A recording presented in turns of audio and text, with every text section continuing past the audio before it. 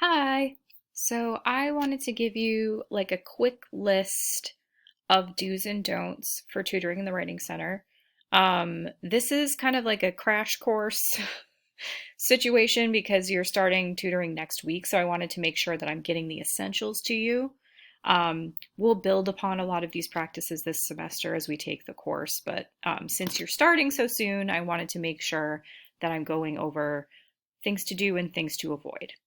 Um, Please enjoy this picture of a weird cat. You will find that I put a lot of cats into things that I make as a teacher.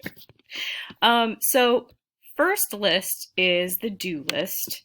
These are things that I want you to do. Number one, let your strengths as a writer inform your tutoring practice. This is a really important one to me.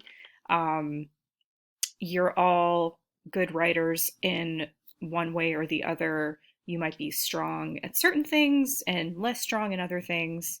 Um, Me, for instance, as a writer, I'm not great at time management. I wish that I was, but I wait till the last minute for deadlines a lot more than I should um, for publication.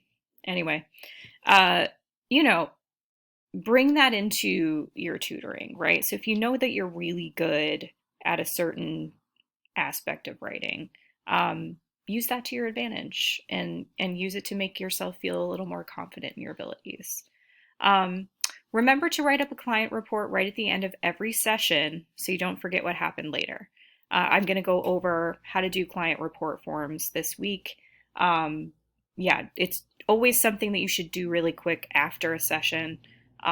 Go by the notes that you took during the session and just jot down, and I'll show you how to do it. But yeah, do it soon so you don't forget. Encourage clients to come back for another appointment with you. I talked about this in the last video. This is LaCroix, by the way, not beer. Encourage them to come back for another appointment with you at the end of every session.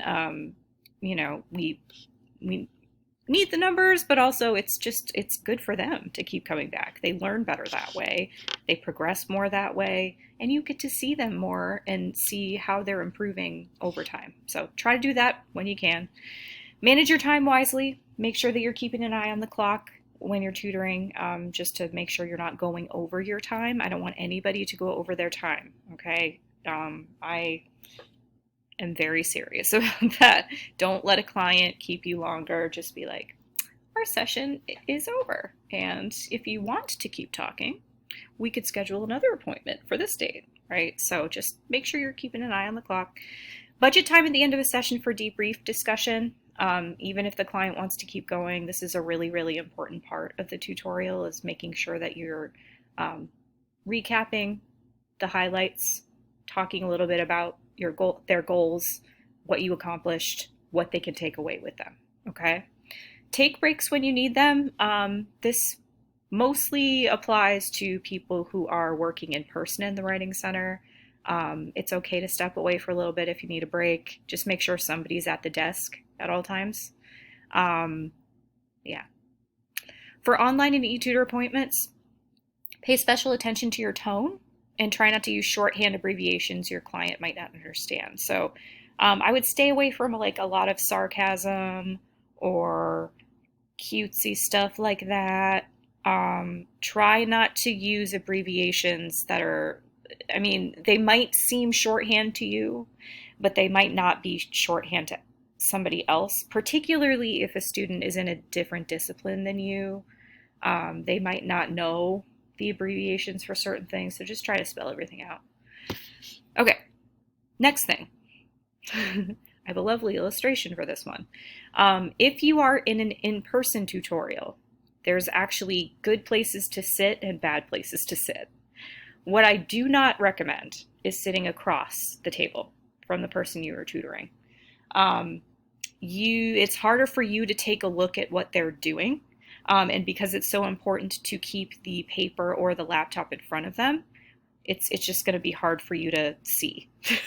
So don't sit there. What I would recommend is either sitting on a corner, like I have illustrated here where it says sit here, or right next to them, right here. Okay. What I always sit here. pretty much. It's at a corner. It's just less awkward. You have some space from them, but not too much space. You can still see what they're doing. That's what I would recommend, okay? Make sure the paper or the laptop stays in front of the client mostly the whole time, okay? Do not put it in front of you and silently read it while they look on. I don't want them to be passive the whole time, okay? So just make sure that it is staying in front of them, that they have ownership over it, and that they are, staying engaged with the writing. That's really important, okay? Some don'ts. One of the biggest things about writing centers is that we are not a space for proofreading and editing, okay? So a lot of people might have that conception, but that's not what we do. So when they bring their work to us, we are not going through and fixing things, changing things, editing their stuff, okay?